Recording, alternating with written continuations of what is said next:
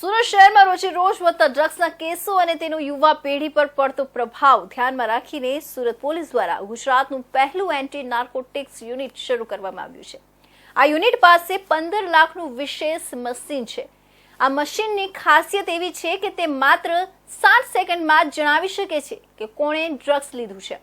Drugs લેતા અને રેવ party યોજતા લોકો માટે આ એક મોટી ચેતવણી છે।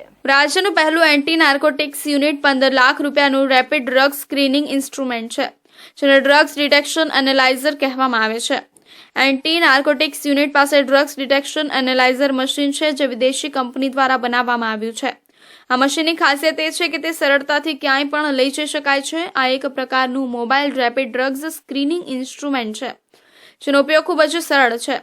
પોલીસને કોઈ વ્યક્તિએ ડ્રગ્સ લીધાનો સંદેહ હોય તો મશીન સાથેની કીટમાં સલાઈવા લેવાનું સાધન છે। તે સાધનનો ઉપયોગ કરીને તે વ્યક્તિના મોંમાંથી લાળનું સેમ્પલ લેવામાં આવે છે। આ સેમ્પલ મશીનમાં નાખ્યા પછી માત્ર 60 સેકન્ડમાં ખબર પડી જાય છે કે તે વ્યક્તિએ ડ્રગ્સ લીધું છે કે નહીં। આ અંગે એસઓજીના ડીસીપી રાજદીપસિંહ નકુમે જણાવ્યું હતું કે ગુજરાતમાં સુરત પોલીસ દ્વારા ચલાવવામાં આવતું પહેલું એન્ટી નાર્કોટિક્સ યુનિટ છે। અહીં એનડીપીએસના કેસો હેન્ડલ કરવામાં આવશે। એનજીઓ તથા વિવિધ સંસ્થાઓ સાથે મળીને ડ્રગ્સના આદી લોકોને રિહેબિલિટેટિવ કરવા માટે પ્રોગ્રામ હાથ ધરવામાં આવશે। આ યુનિટનો મુખ્ય ઉદ્દેશ ડ્રગ્સના આધીન રહેલા લોકોને આદત છોડી શકવામાં મદદ કરવાનો છે।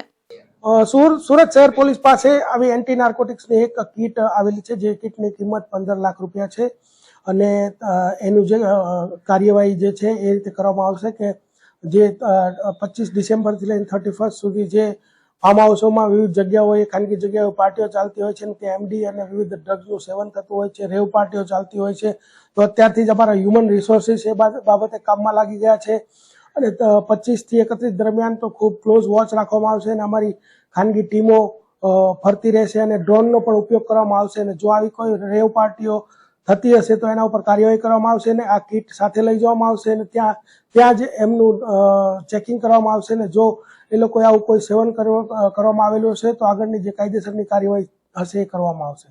તેમણે વધુમાં જણાવ્યું હતું કે આવનારા દિવસોમાં ક્રિસમસ અને ન્યૂ યર પાર્ટી પર અમે માનવ સર્વેલન્સ ડ્રોન અને આ ખાસ ડ્રગ્સ ડિટેક્શન એનાલાઇઝર મશીનની મદદથી તે જગ્યાઓ પર રેડ કરીશું જ્યાં ડ્રગ્સ પાર્ટી કે રેવ પાર્ટી ચાલી રહી હોવાની માહિતી મળશે।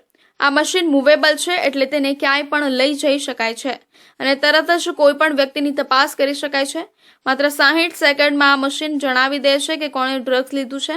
પહેલાના સમયમાં લોહીના સેમ્પલો લઈને રિપોર્ટ માટે 7 દિવસ જેટલો સમય લાગતો હતો, પરંતુ હવે આ મશીનથી એક સાથે ઘણી વ્યક્તિઓના ટેસ્ટ તાત્કાલિક કરી શકાય છે।